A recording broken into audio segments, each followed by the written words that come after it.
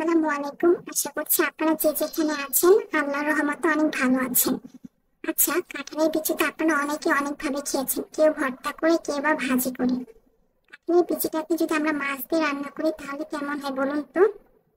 কাঁঠালের বিচি মাছ দিয়ে আগে যারা রান্না করে খেয়েছেন তারা তো খেয়েছেনই, কিন্তু যারা নতুন, আজকে আমি তাদের জন্য কাঁঠালের বিচি দিয়ে তেলাপিয়া মাছ রান্না করে দেখাবো।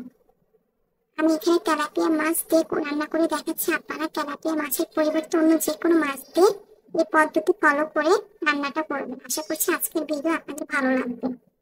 এখানে আমি তেলাপিয়া মাছ ভালোভাবে পরিষ্কার করে ধুয়ে নিয়েছি। এখন আমি হলুদ, মরিচ আর লবণ দিয়ে দিচ্ছি।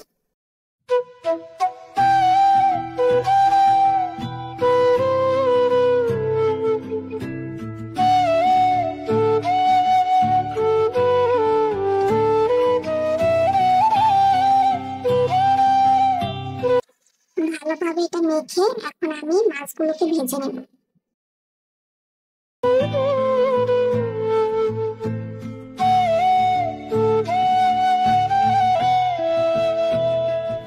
মাছগুলো এপিট ওপিট করে আমি ভেজে নিচ্ছি, তবে খেয়াল রাখতে হবে মাছগুলো একদম বেশি ভাজা যাবে না।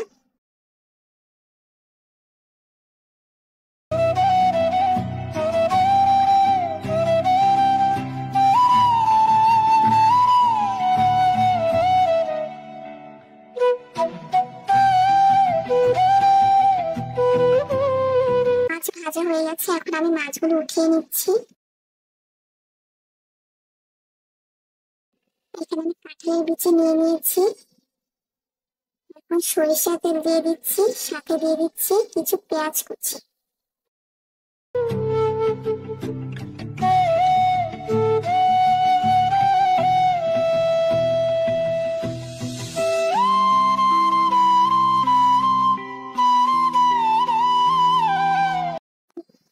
পেঁয়াজটাকে একটু হালকাভাবে ভেজে এখন দিয়ে দিচ্ছি ঘরে থাকা কিছু মশলা, হলুদ, মরিচ, ধনিয়া গুঁড়ো, আদা, রসুন, জিরা আর পেঁয়াজ বাটা দিচ্ছি।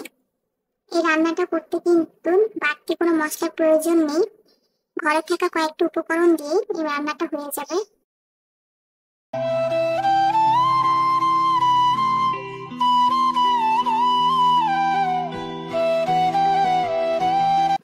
এখন সামান্য পানি দিয়ে দিচ্ছি।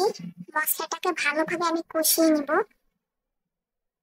মশলা কষানোর পর আমি এখন দিয়ে দিচ্ছি কাঁঠালের বিচি। কাঁঠালের বিচি আগে আমি ধুয়ে রেখেছিলাম, দিয়ে দিচ্ছি।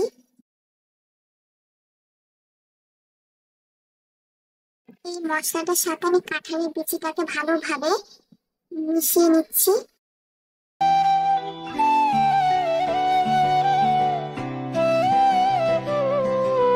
কিছুক্ষণ ভালোভাবে মিশানোর পর দিয়ে দিচ্ছি পানি, ঢাকনা ঢেকে দিচ্ছি।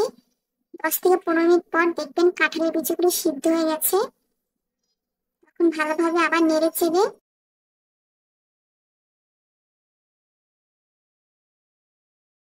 পানি দিয়ে দিচ্ছি।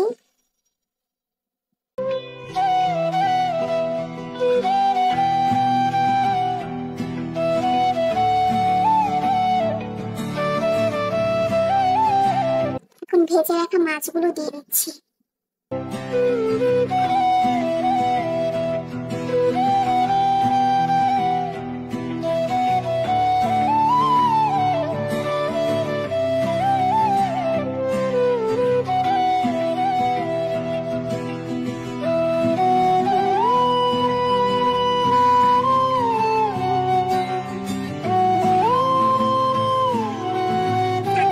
কয়েকটা ফালি করা কাঁচামরিচ।